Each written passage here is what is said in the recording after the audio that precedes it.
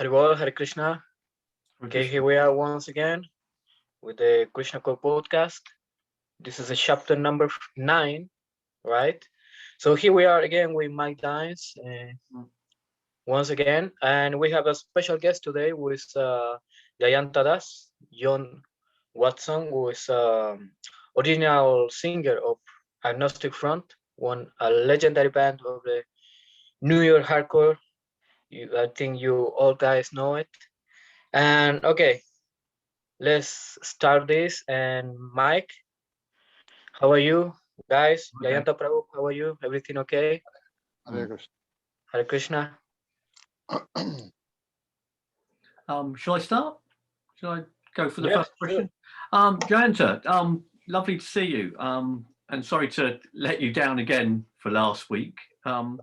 Could you start by kind of just introducing yourself? I know that you're from Queens originally, and I know that your punk rock story started from when you visited Max's Kansas City and you saw, I think it was the Blessed and Johnny Thunders that night, later becoming a kind of busboy and employed. Could you just give us a background about yourself, where you're from, etc., etc.? Sure. I was actually living in the Bronx at the time. Although I was born in Queens, I was mostly raised in the Bronx. So I was in high school, I think it was like 9th grade. It was the fall of 9th grade. And some of the guys I was running with, they kept telling me about the scene that was happening downtown in Manhattan, CBGBs, Max's. They were like, oh man, you got to come down and check it out, you know. So I was a little open-minded. So the 4 of us took the subway down. We went to Max's just on a Friday night. It just happened to be Johnny Thunders was playing. I had never even heard of Johnny Thunders. I wasn't that familiar. To me, punk rock was what they were playing on the radio, which was like B-52s, Devo, that Whip It, and Rock Lobster were on the radio. So that was like, to me, that was punk rock, So going to Max's just completely blew my mind. We didn't really fit in. We were kind of like 4 mooks standing up against the wall, just in it's like not fitting in. I was wearing like Sassoon. We were kind of like disco style. But I went back by myself the very next night. And I wandered in there. I sat down. I got friendly with one of the waiters. He started telling me about this opening for the busboy position. If I was interested, this is like after an hour or so of talking to him. I was like, yeah, sure, maybe. So he brought over the manager. The manager walks over to me and says, looked at me and said, well, can you come and start on Friday? No application. Didn't ask me how old I was, nothing like that. Just said, hey, can you come in on Friday? I was like, okay. So I took the train all the way back home. I told my dad was a New York City fireman. I wasn't doing too good at school. And he, we had a big family. So he was like, and he had heard of the place. He was actually kind of impressed. And so I got the job and I started working there until the very end, actually, the last day that they were open. Because you've seen the kind of evolution of the New York punk scene. You were watching Johnny Thunders, and then kind of A7 opened, and I think but by the time A7 had opened, there were kind of a new crowd, really. I mean, there were kind of Bad Brains and Stimulators and those kind of bands were around. So can you say a little bit about that? And Sure. Say like the punk rock scene, this was like Ramones, Johnny Thunders, some of the other bands that were playing at Max's on the weekends. There was no hardcore yet. But then the Bad Brains had come and played a couple of times, and the Stimulators had started coming around too. So the Stimulators, the Bad Brains got booked upstairs at Max's. And then when I saw them walk in, I was just like, wow. And they had this whole trail of kids with them too. Kids like that were my age, like 14, 15 years old, And once they started getting booked into Max's regularly, the booking agent, the promoter for Max's started booking these bands on Thursdays, with Punk Thursdays.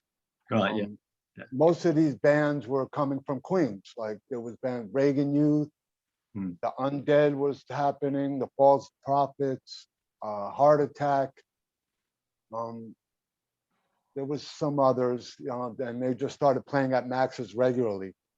And then after Max's closed, it's right about the time A7 opened. So there was kind of like transitioning to this underground hard. Then it was like hardcore a little more. And then I started going to A7 regularly. And I know that there was talk about you being the originator of the slam dance and the circle pit. And what I liked about reading about that was the way in which you said that you used to be influenced by disco as well.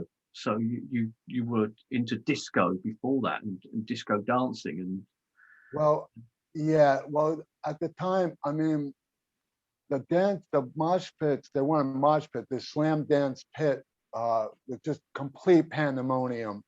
Boots, elbows flying. I mean, there was like no structure to it. It was just complete chaos.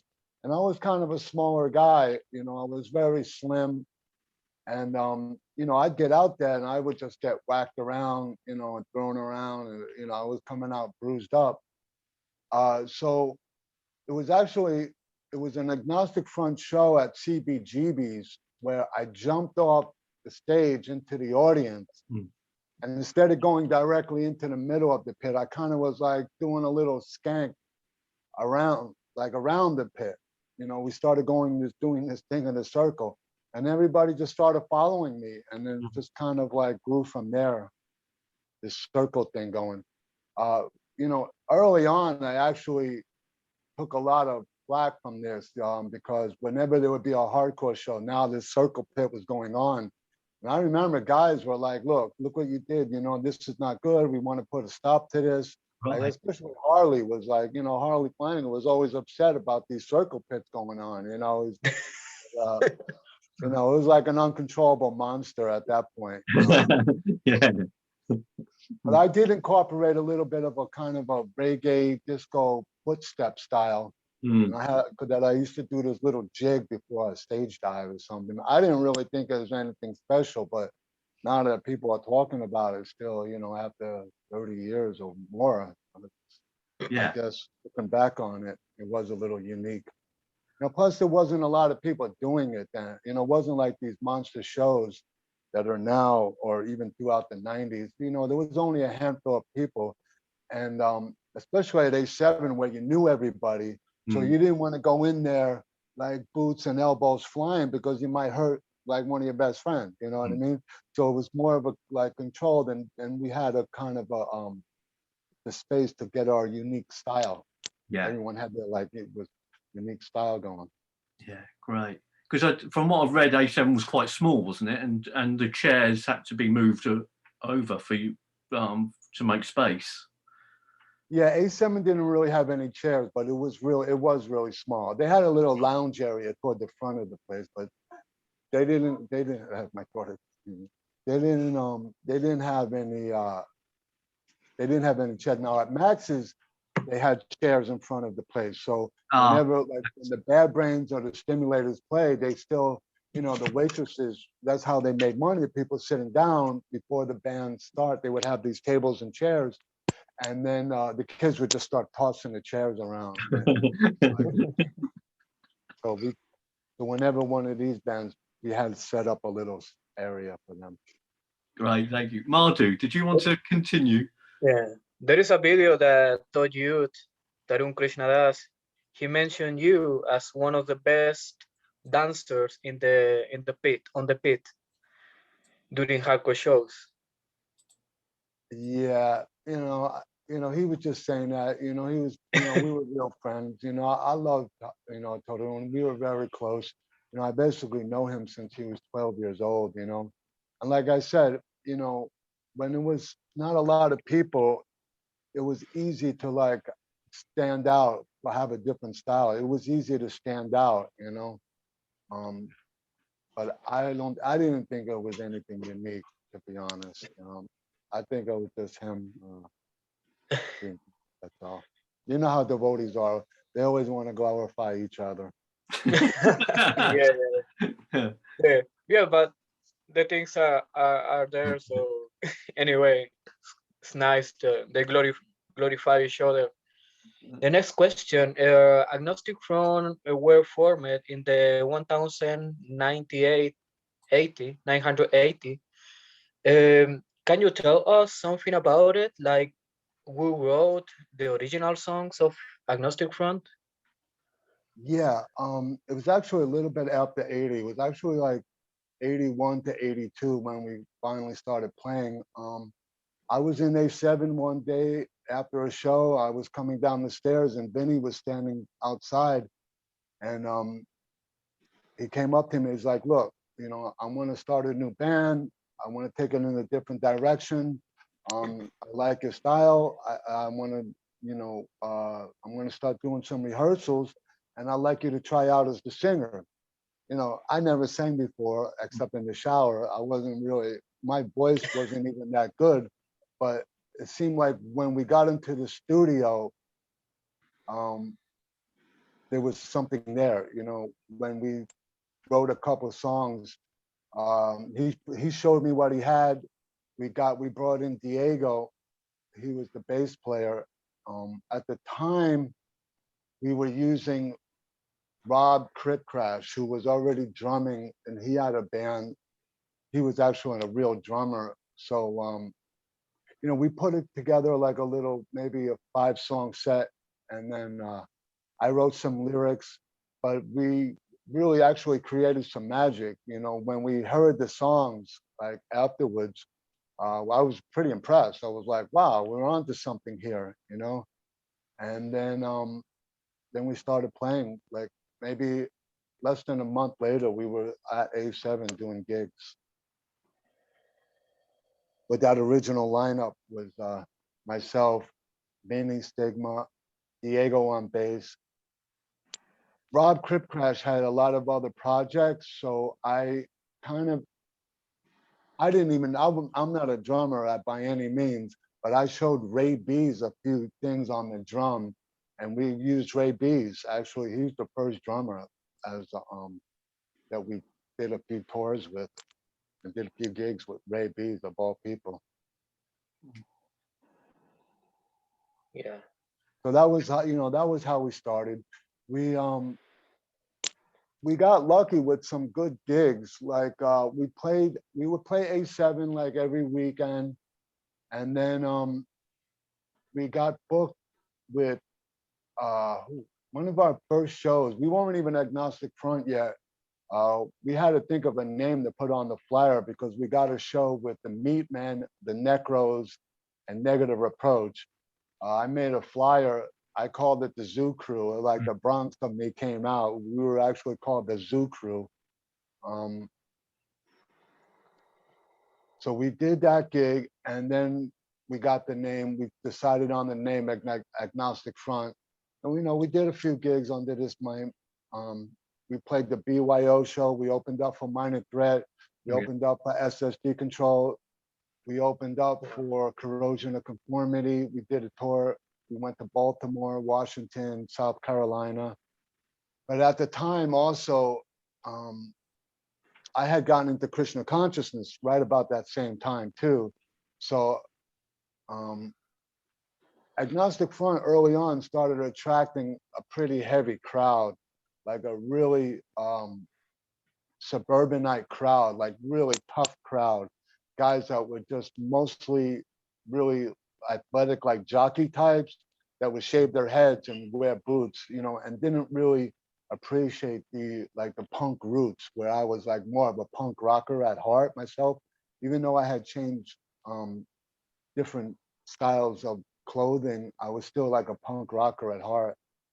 And so I started having disagreement. Me and Vinny started going in different directions because I was getting mostly into Krishna consciousness. I became vegetarian. So it was hard for me to reconcile, the direction that Agnostic Front was going in. you know, because I, first of all, wasn't agnostic anymore. You know, here I am trying to learn how to be a devotee of Krishna, you know. So eventually, after we had did a couple mini tours and we did some good gigs, I felt like I took it about as far as I could go. And then Roger came over. You know, I was in the studio with Roger and we played the songs. He kept a couple of the song titles, but Roger changed all the lyrics. One of the songs titles was Friend or Foe. So I should have got a little credit on the title of Friend and Foe, but you know, the Agnostic Front will always be Roger's legacy. You know, of course, I'm proud to play a small part of it, you know, but throughout the years, throughout the 80s, through the 90s, I would always go to an Agnostic Front gig, and Roger and Vinny were always very gracious and kind towards me, you know, but my life went in totally different directions. You know, I got initiated, I went to India, I had a family, you know. I'd like to talk to you about that experience and about that Hare Krishna experience. But before that, was it true that Rabies was more into kind of crass and kind of peace punk and had taped up boots at that time as well when he joined Agnostic Front, when he was kind of standing in for the drummer? Yeah, he was kind of a character. When I first saw Rabies, he just showed up one night in '87. I don't know how he got to New York. I think he came by bus from Virginia. He had like this weird triple mohawk. That's right. Yeah. You know, he just basically looked like a suburban style punk, you know, somebody that would like, you know, I was before MTV or any kind of social media or a VH1. So, you know, you could tell when somebody wasn't from like the streets or like from New York or Washington, or, you know, there was like kids that were coming from the suburbs and they had this idea of what punk rock was. So after like a couple weeks, you know, of seeing him there at A7, we took him down to an apartment X, which was my friend Keith Burkhardt, the singer for Cause for Alarm. And I was like, you know, Ray, you seem like a nice guy, but you know, you're gonna have to do something about this this haircut. So I actually shaved his head myself, but he would still have these combat boots, kind of like taped up. You know, he had a definitely a unique style, but I don't remember him ever being like a piece crass punk. Oh, right. He was more like he was more kind of like a skinhead, you know. Once he had to shave the head, it was just like kind of like whoops, it was kind of just like a punk rock skinhead style, hardcore skinhead style. Yeah. So could you've obviously mentioned it, and it's really important for, you know, us as our series of podcasts. Could you kind of just tell us a little bit about your experience, where your spiritual journey started, where you heard about Hare Krishna, the Hare Krishna movement? Why did you get it? Just that overall kind of spiritual journey and that story around the whole thing. Sure. Again, I was walking out of A7 one night and I was standing on the corner, and from a distance, I saw this figure that I was familiar with. And it turned out to be Jayananda, John Joseph. He was walking across Avenue A, and he was like wearing flip flops, like just regular flip flops. He had an Indian kurta, like Indian style kurta, with a bead bag around his with a bead bag and shorts. You know, like now in the early '80s, he looked like he might as well come from another planet. Nobody was wearing flip flops on Avenue A, you know, back in the '80s. But I already knew him, so I walked up to him. I was like, "Dude, what's going on with you? You know, I heard you joined a cult or something. What's going on?" You know, and he just laughed. I guess he had just left the temple and he came back from Hawaii, so he pulled out this big giant spliff, or he said it was Maui Wowie. So we walked into Tompkins Square Park, and he just started telling me everything about Krishna consciousness, about why he was a devotee, about why that I should also be vegetarian. And basically, just through this one conversation, I believed everything he said. The way he presented Krishna consciousness to me, everything just immediately, hit home. I was still like maybe in 11th grade by then. I wasn't quite, I think I might have been 17 or 18 at this time. And just everything hit home, the whole thing, karma, being vegetarian, reincarnation, that God, about God, everything just really just hit home. And I felt like something just clicked within me. Mm. So I went home that night, did a lot of thinking, and I started thinking, wow, Krishna is God. I had never read any of the books. I had never met a devotee beside him. I saw the devotees out chanting, but I just, to me, they were like something from another planet. So then I had seen Jayananda again, like maybe 2 days later, walking down Avenue A, and he came up to me and he's like, oh, what do you think about everything that I said? I was like, yeah, really thinking a lot about it. Like today, I didn't even have meat since the day I met you. Like this morning, I only had eggs. And he's like, whoa, whoa, whoa, whoa, listen, you can't eat eggs.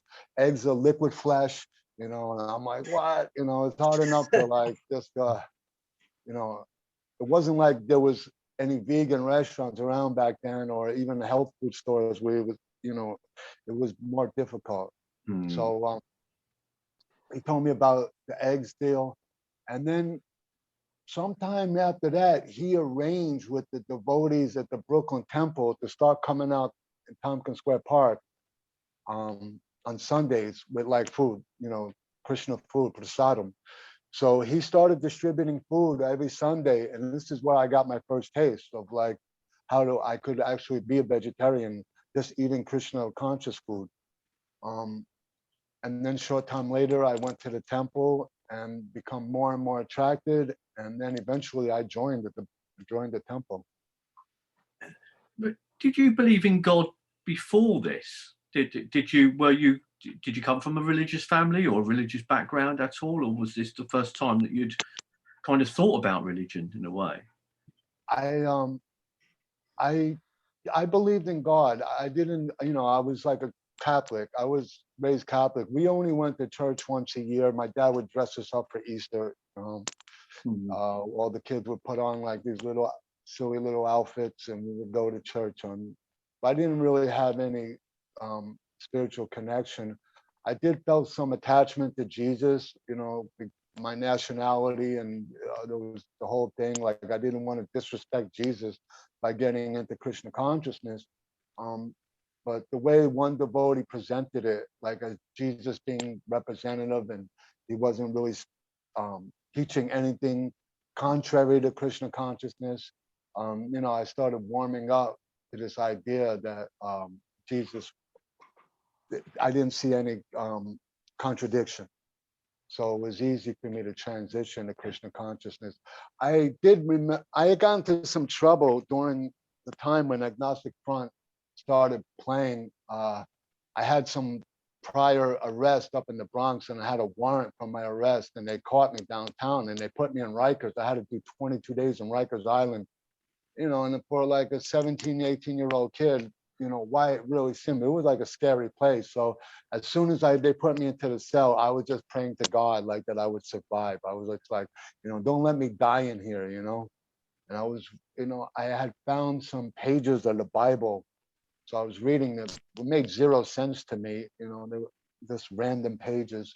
But I was really praying heavy, like really heavy. Like, if you get me out of this, I'm going to do what I can to try to get closer to you.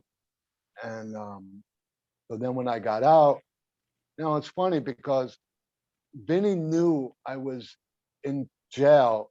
We had a gig scheduled at A7. Instead of just waiting for me, I've talked about this with Vinny over the years, and it's hard for me to reconcile.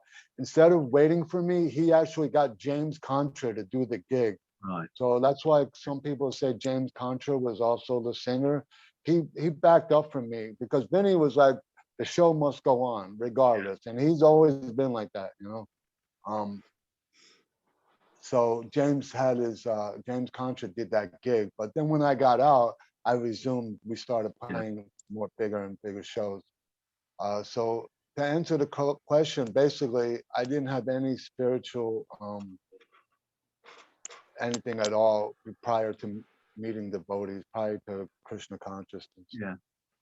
No religious upbringing to speak of. Right.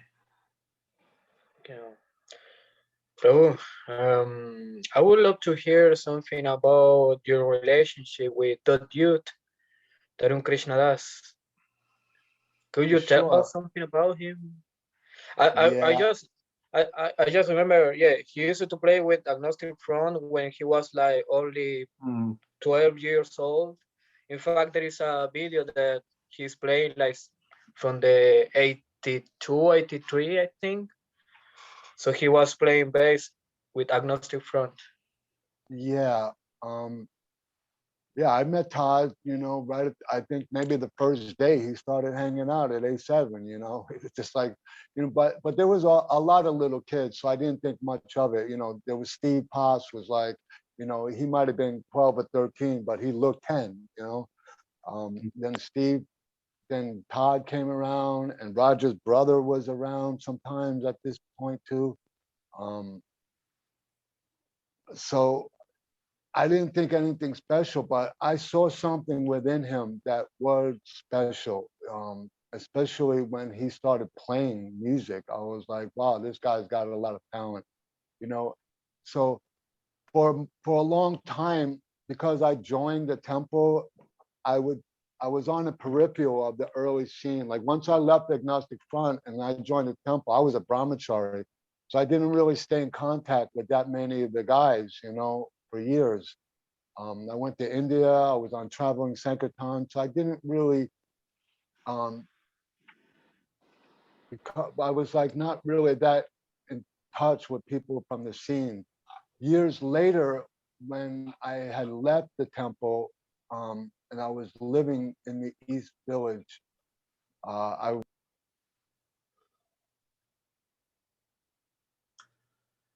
Jayanta, No, he mute. you've just muted yourself. Yeah. yeah, Okay. I got a call. Todd was playing with Blood Clot. They were doing a little tour. No, it wasn't Blood Clot. It was Both Worlds. Todd was playing with Both Worlds with Jayananda, another band project Jayananda was doing with, and they did a little mini tour. They opened up for the Red Hot. They were opening up for the Red Hot Chili Peppers. So Todd took me along as a roadie. So that was nice. So we got to be really close again. And then over the years, we would run into each other. And then I started seeing pictures of Todd on social media. He started posting pictures with devotees. Excuse me. He was going like distributing prasadam in Los Angeles. So I reached out and I was like, Todd, I'm seeing all these pictures of you with devotees. What's going on?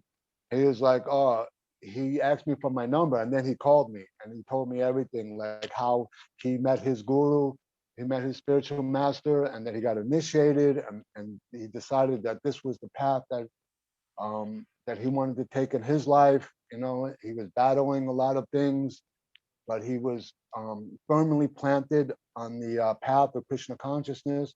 And I was just like overjoyed because to me, Todd was like a rock star. You know what I mean? He was, beside his obvious talent, he had a lot of charisma, and I knew that he would be a great person for Krishna consciousness because he would influence other people throughout because of his fame, because of his popularity. He was in Murphy's Law. He was in Agnostic Front. He was playing with Glenn Danzig. At the time he was playing with Ace Frehley. So I was like, great. I was like, wow, we have another soldier on the side of Krishna consciousness. Because devotees were taking a lot of heat. For being within the hardcore scene. There was a lot of resistance too. Of course you had bands like Shelter and 108. They had their thing, but also like I came from like the older school, like, the Cro-Mags were doing their thing, but it was also like I was friends with all the bands from Queens too, like Murphy's Law. Like Jimmy was my brother, you know what I mean?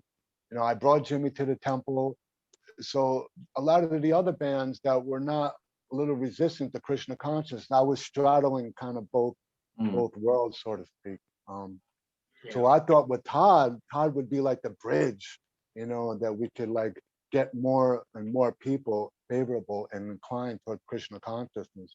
Because as devotees, we want everybody to chant and take the Krishna consciousness as much as possible, because this is obviously to their eternal benefit. So then the last time I saw Todd was he was doing the benefit. He had organized the benefit for you guys still there? Yeah, yes. Okay. Mike? Yeah.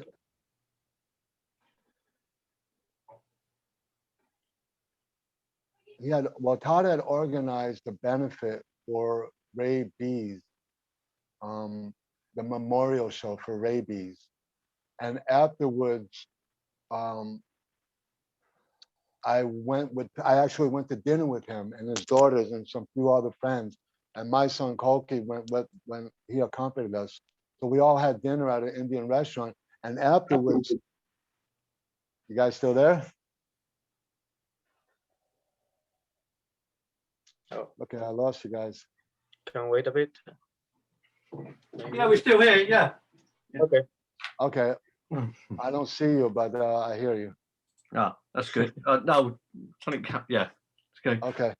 So afterwards, after this rabies memorial show at Tompkins Square Park, Todd and I and a few others, we went to dinner at an Indian restaurant in the East Village there, and then we wound up going to his ex-girlfriend's where his daughters lived, and we stayed up talking like till about to the early morning, and then we promised, and he would call me on occasion, about Krishna consciousness and some of the things that he was going through, some of the battles that he was dealing with internally. But I've also battled myself. I've had my ups and downs in Krishna consciousness, and because of our history, he thought that it was easy for him to talk to me because I actually gave Todd his first book. I gave him his first introduction to Krishna consciousness, and because we were like true brothers, after a 30-year friendship, we would talk. And I remember when I heard about him passing, I cried. I literally did cry. I was so hurt, and I felt such a tragic sense of loss, because he could have did so much, and his story was not finished yet, and just unfortunate, But anyway, that's just the nature of the material world, Just at any moment you could die, Yeah.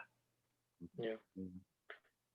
Yeah, I can see when I speak with some people of the hardcore scene, everyone saw him like a sweet soul, like he was so special for everyone.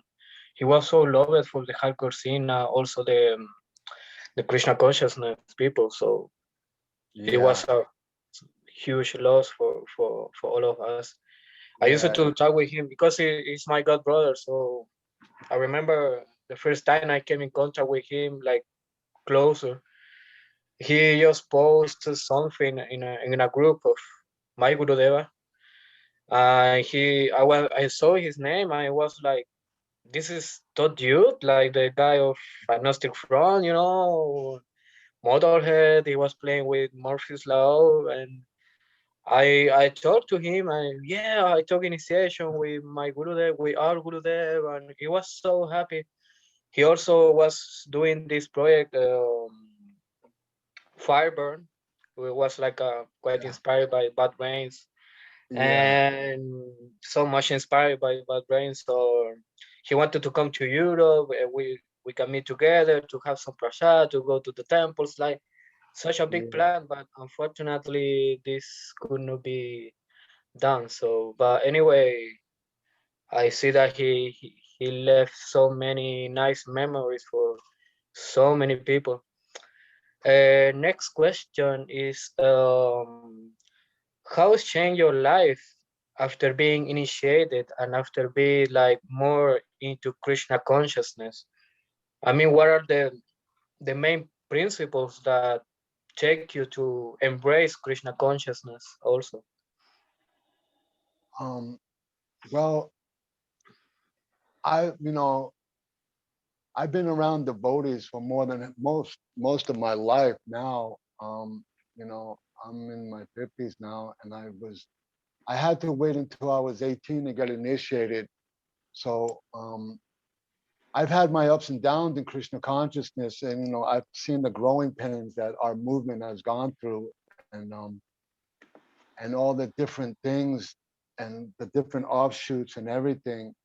But I've been blessed that I've stayed in the company of devotees. Um, I've gone on pilgrimages to India. I've raised my kids as devotees. They've gone to Gurukul, Krishna conscious schools. So for the most part, I've kept one foot in Krishna consciousness. But working outside and being, having a family, it's not always easy.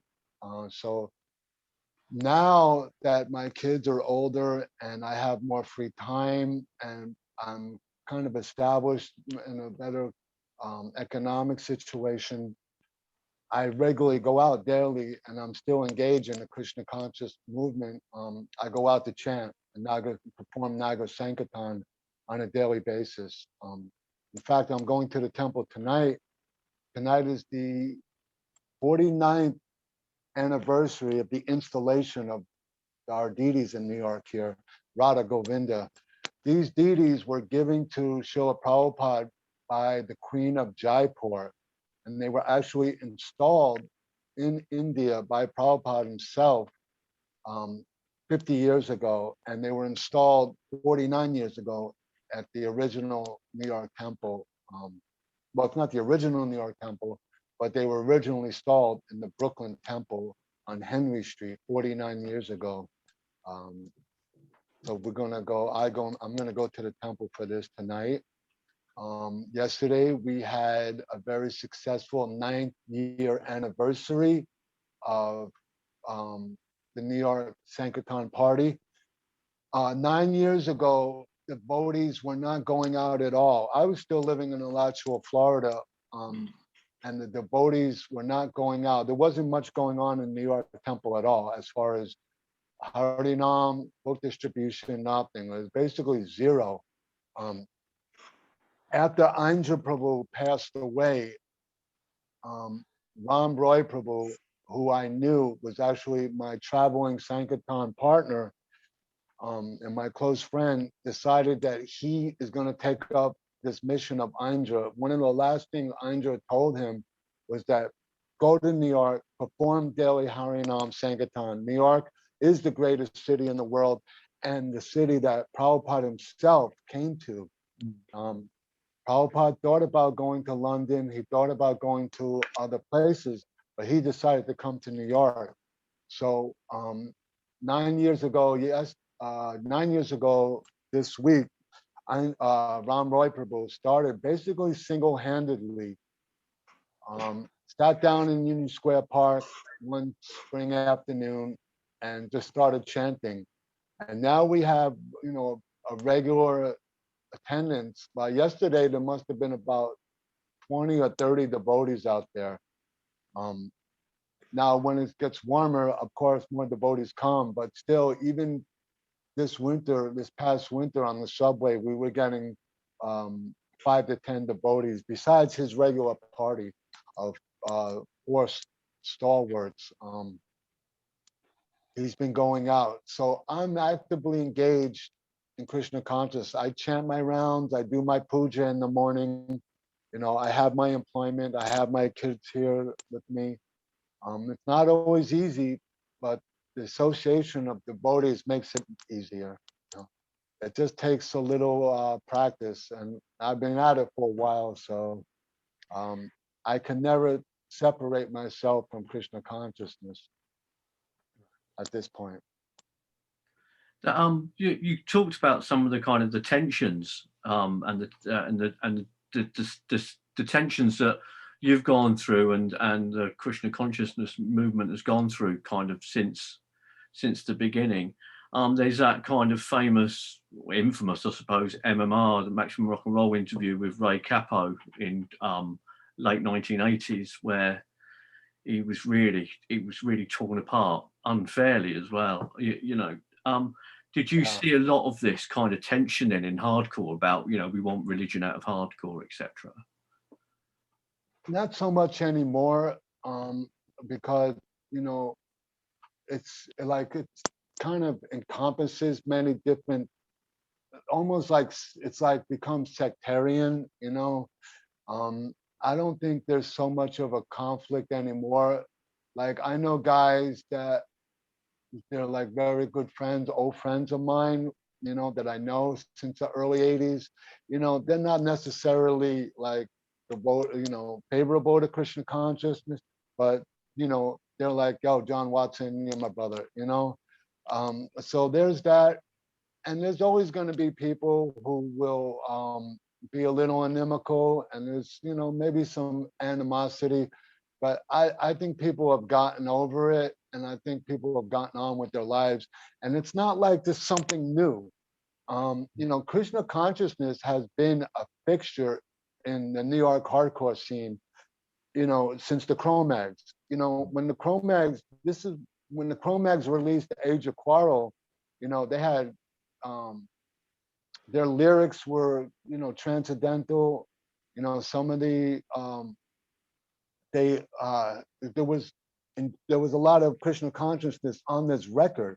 So it's not like it's some kind of new thing, like a new fad. And then, when youth of today were transitioned to Shelter, there was a whole Krishnacore scene. You had 108, where they were selling out CBGB. Shelter could play any venue in New York right now, and it'll be sold out within minutes. So it's not like there's any need to like be a part of the New York hardcore scene. What we were doing, encompassed was it had its own almost establishment. We were established for a long time. So I don't think that it's some people are like, oh my God, Hare Krishnas are here.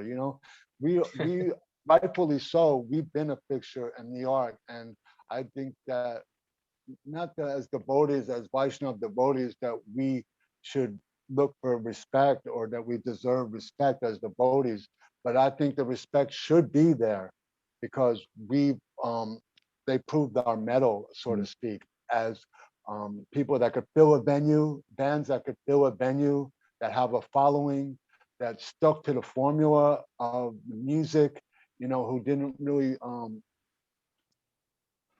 represented New York in a rightful way.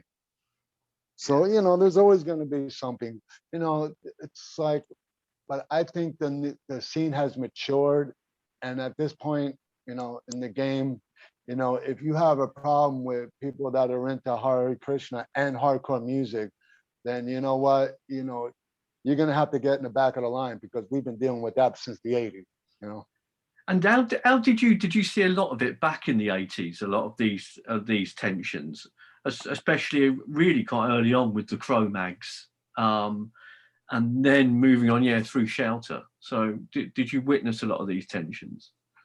I did, and I was like firsthand. There was some street battles. We had like a little crew of like Krishna guys and devotee guys. And we kind of it was a little cliquish, I would admit. It was like myself, Jayananda, John Joseph, Harley. It was Harley who was basically a devotee. The original singer for the Cro-Mags, his name was Eric Casanova. Ikeshwara became initiated devotee. There was another guy, Mike Boyer, some other guys from DC, and these were all like tough guys, and we felt like we had a place within the scene. Another guy, his name was Arthur Googie. He was the drummer for the Misfits. He started the band Antidote. So Yeah. we had our foot in the door, so to speak. And these were all tough guys. So if anybody kind of came and like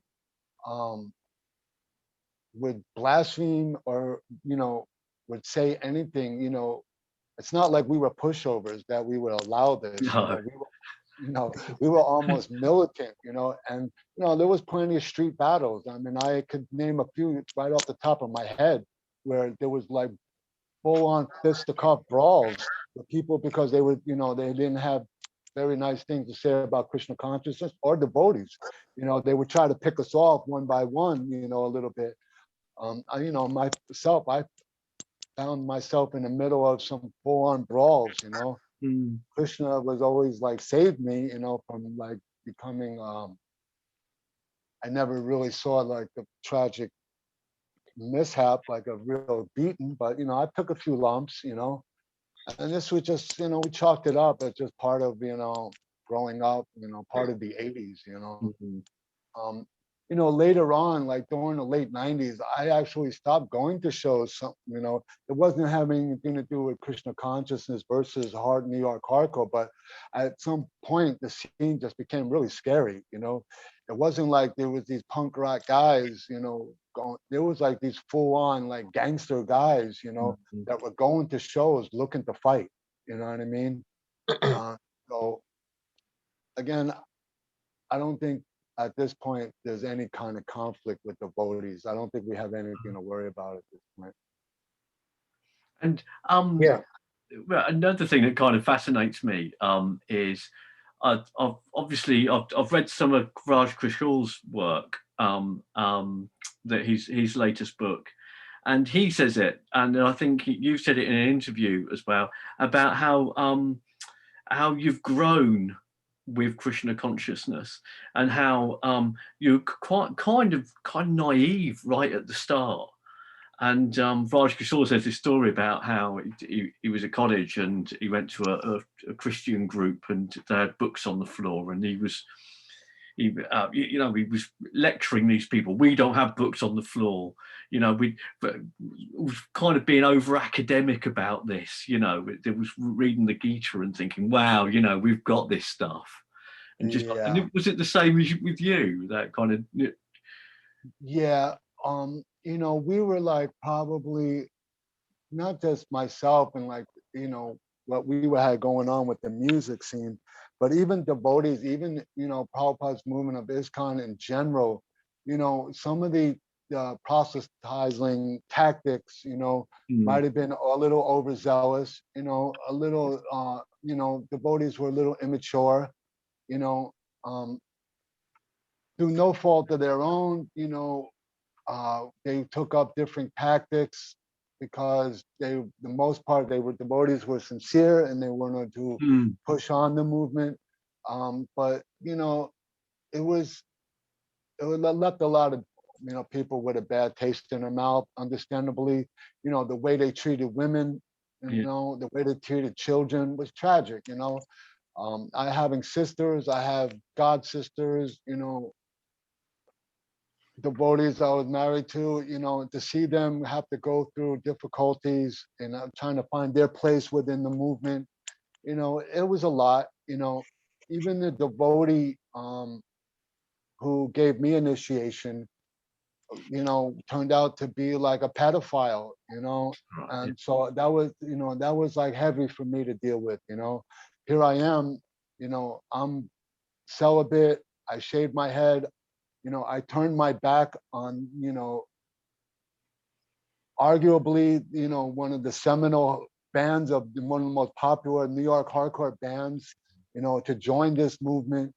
And then to be like, I felt a little betrayal, that this guy that I was giving money to and collecting money through all kinds of, let's just say, overzealous tactics. Next thing he's in the newspapers, for all kinds of heinous activities, So it was heavy, I went through a lot of ups and downs, like I said, in my Krishna consciousness. but it doesn't take away from what Prabhupada himself has given us. It doesn't take away from any of the actual Vaishnava culture of Krishna consciousness. You know, we're all kind of Kali Yuga creatures, you know, we're all take birth in meat-eating families, families that have to deal with a heavy, heavy karma, you know, from previous lives. So, you know, we're all trying to get our sea legs, so to speak, in Krishna consciousness. So there's going to be victims, you know, there's going to be things, mishaps. But I see as the devotees mature and more leaders become apparent and their spirituality and their advancement becomes more apparent, then this helps a lot too, because we have something to look up to. You know, but it just takes time. You know, this is only a process that Prabhupada himself, you know, was only around to give us for 11 years before he disappeared. So devotees, you know, there's going to be some growing pains and some immaturity. And regrettably, a lot of people got hurt, you know, and this is the sad part. But I think for the people that did stick with it and we're seeing like more of a renaissance. All you had to do is be in Washington Square Park yesterday or look at their Instagram post of the New York hardcore and see that genuinely people are becoming enthused to receive books on spiritual knowledge, hear the Hare Krishna mantra being chanted in a joyful way. Nice. Pero, just to name that, in the beginning there were also some other bands like Cause for Alarm. Also, they was quite inspired by Krishna consciousness. I remember Kate, the vocalist, told me that the first song that was inspired by Krishna consciousness, it was In Search of, that is in the first album. And Antidote also, they used this art of the karma, what is the killing the cow with the human face, and you know, and also John Joseph used to do some vocals. Yeah. So that's going back to what I said before earlier. You know, devotees have been around the New York hardcore scene, you know, from early on. I mean, for guys that came around in the 90s or late 90s and had a problem with Krishna consciousness because like bands like Shelter and 108 were becoming more popular, you know, I didn't see them as having any right to like saying, well, what are these Hare Krishnas doing in our scene? You know, we were there in the early days. You know, Jayananda, John Joseph, Harley, those guys basically were, you know, right at the beginning. Myself, you know, Antidote, Louis from Antidote came up with the Bad Brains. He was the roadie for the Bad Brains. Jayananda was the roadie for the Bad Brains. These were like early on, you know what I mean? So it's not like, you know, we were Johnny come latelys, you know. Keith from Cause for Alarm, who became a devotee and wrote like very inspiring, you know, he wrote the song Prabhupada on the Cause for Alarm record. Yeah. You know, these devotees were very early on. So, you know, we felt like we had our place within the movement, you know. Yeah. Now, looking about the history of the influence of the Krishna books in the hardcore scene, what is the main principles and influence that has the Prabhupada's message for the society in general? Well, the ultimate thing that struck me, and I think that many people can relate to, is like being a punk rock in the early days of punk was like being the ultimate rebel, you know, and to be a devotee is the ultimate rebellious spirit, you know, because you're going against the grain of modern materialistic society. Understanding that pleasure is not derived from matter, You could have all these material arrangements, nice cars, nice house, nice family, beautiful children, beautiful husband and wives, and plenty of money. But none of these things are really going to satisfy the self, the soul. Unless you have a real spiritual practice, and unless you're developing your true spiritual identity, these things, you're going against what modern society is teaching, which is the accumulation of material items, that material happiness is the end and all. So being a devotee is actually being the ultimate rebel, as far as I'm concerned, because you're going against the material society. You want to end the cycle of reincarnation. You want to go back to God, back to Krishna, and you want to develop your Krishna consciousness or your true spirituality. So somebody that's telling me, oh, I'm a punk rock rebel, but you eat meat, you're going to McDonald's, or you're going somewhere to buy your clothes, you're buying $150 pair of Doc Martens, or you're buying your outfits at some trash and vaudeville. Where's the rebellion in that? The true rebellion spirit is rebelling against this society that is leading everyone to another birth, either as an animal or even worse. Because we're all headed for another birth. The soul is not going to die when the body dies.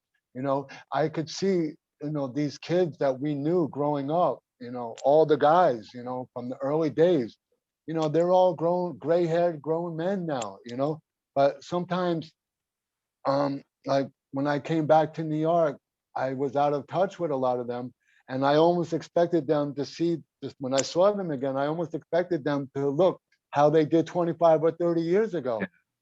But even though their bodies are completely different, our bodies are completely different, we're still the same people. I still relate to them, as brothers from then. So we can see it practically how the body's changing, but we're still the same guys. Yeah, I'm still John Watson from back in the day. Like, I'll go to a hardcore show now, I'll still mix it up a little bit. If it's not a real big show, if it's just a small intimate show, I don't mind getting on there and mixing it up a little with the guys, moshing it up a little bit, because that part of me is still within me. I'm still the same person, even though my body is completely different. So when I die, that spirit that I had back then, that's going to just carry, that's just going to go wherever I go next. Hopefully, Krishna will show me some favor and I'll be in a family of devotees, or better yet, back home, back to Godhead, which is my ultimate goal. Yeah. Mike, I think we are coming to the end a bit. Yes, I was just going to ask before we do kind of answer the final question. It might be, I think you've answered it to a degree, and it's a really difficult question, and I'm trying to phrase it properly. How the hell did this happen? Why did punk become a conduit for Krishna consciousness, or the other way round, if that makes sense? I mean, it didn't happen in hip hop. In a way, it didn't happen in other kind of rebellious youth cultures. So this really fascinating culture of Krishna and punk. How do you think this happened? How do you think this mixture? Yeah, that's a good question. And I've thought about this. The only thing I can think about is being, because it's the ultimate rebellion. Yeah. Like we be kind of like punk rockers, to move away from society, to kind of develop our own little scene or develop our own little society. But because we're just mixed up street kids, we didn't have the means to do this. So Krishna consciousness was just like basically taking it to the next level of rebellion. Because I know punk rock guys that were straight up hardcore punks on the street, who drive BMWs. They got a house in the suburbs and they vote for Trump. You know what I mean? That to me, they went back, they regressed. where's the rebellion in that? Because they didn't have the means. They didn't have the means or the philosophy or the path to do that. And because we're in a material world and we're constantly being bombarded by these things, this is the path they took. So for somebody to tell me, which is, I just got into a debate with somebody I know for 35 years because I knew them dancing around CBGBs. Now you want to tell me about Trump and that why material success and that you worked so hard. Okay, but what was that? How are you going to do that at the time of death? What's that going to do for you? Yeah. You're still heading for old age. You're still heading for disease, and ultimately you're headed for death. Out of the four pillars of miseries, there's birth, there's death, there's old age, and disease. Old age is right up there with death as one of the fourfold miseries. And I'm starting to experience. Prabhupada said early 50s is preliminary old age. And it's like, I did a lot of hard living. I've raised a big family, and it's taken a toll on me, my body. So I'm experiencing this. But you can't tell me that because I'm not sitting in the suburbs anymore with some big fancy car, that you're going to argue against Krishna consciousness. So to answer your question, Krishna consciousness is basically the ultimate rebellion, because it is going against everything. If you eat meat, you're implicated in death. You're implicated in violence. There's karma for that. If you're a vegetarian, then obviously you're not implicated in this. They're chopping down the rainforest so many acres per day. Why? To graze cattle. You know what I mean? I mean, if you look at the environmental aspects of being vegetarian, and now these guys take it to another level. There's this whole vegan movement.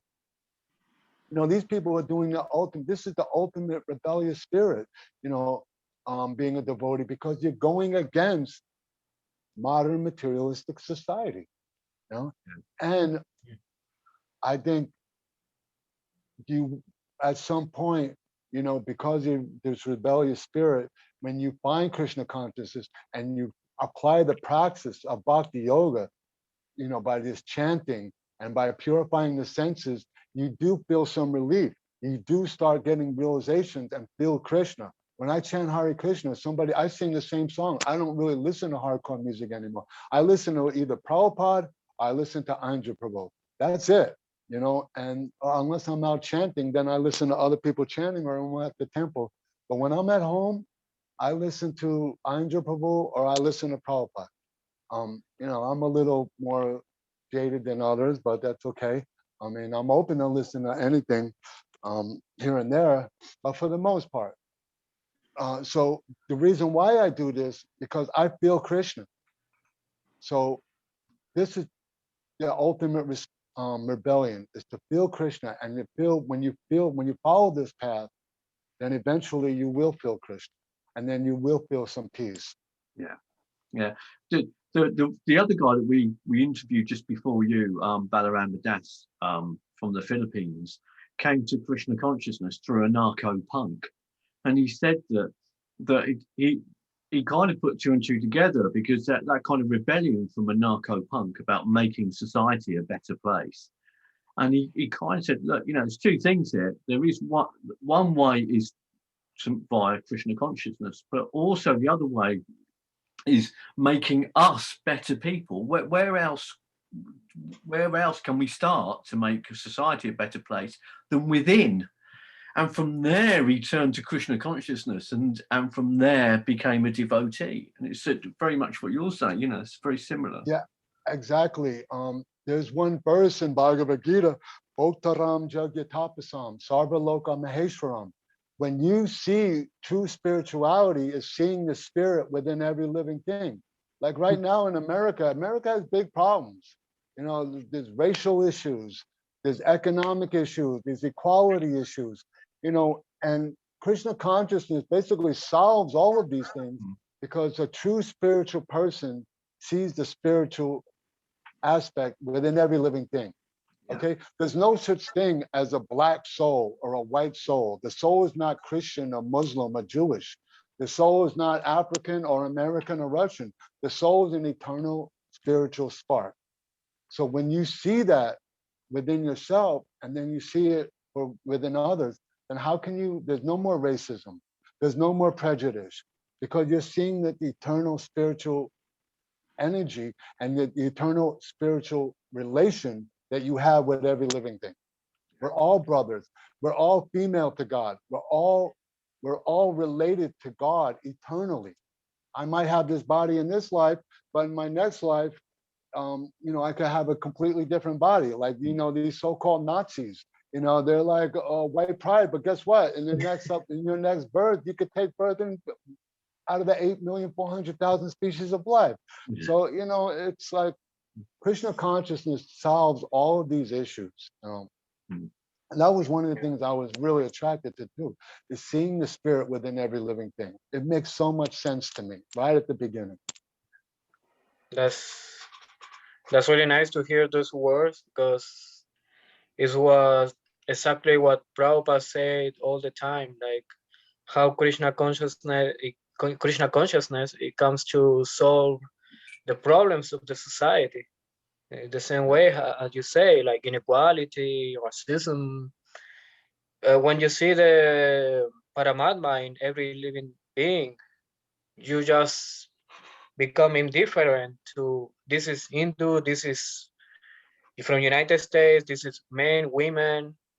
And during the process, you realize so many things that is so precious for everyone who can embrace the philosophy of Krishna consciousness. Yeah, you see how superficial all these divisions really are, and especially within our movement, within Krishna consciousness, you see how so many people are coming together, as devotees. And now Prabhupada says the ultimate peace formula. When Krishna is at the center, when everything should be used and utilized for Krishna's pleasure, then naturally you see everything in a loving and spiritual way. Okay, Prabhus? I actually have to go now. Yeah, Prabhu, right, you would like to say some final words for the people who are listening the podcast? I can only just encourage people to just take up this Krishna consciousness, take up, as Hare Krishna people, we have made so many activities, temple activities. But I just read one thing that Prabhupada himself said, our first business is chanting Hare Krishna. So get out there, go on the streets, wherever you live, even if it's once a week, and just chant Hare Krishna as much as possible for as many hours as possible. Either at the temple, better to go outside. But if you can't go outside, get together with other people and chant Hare Krishna. Yeah. Brilliant. All right? Thank you, Thank you. Prabhu. Hare Krishna. See you later. Lovely to see you. Hare Krishna. Haribo. Mhm.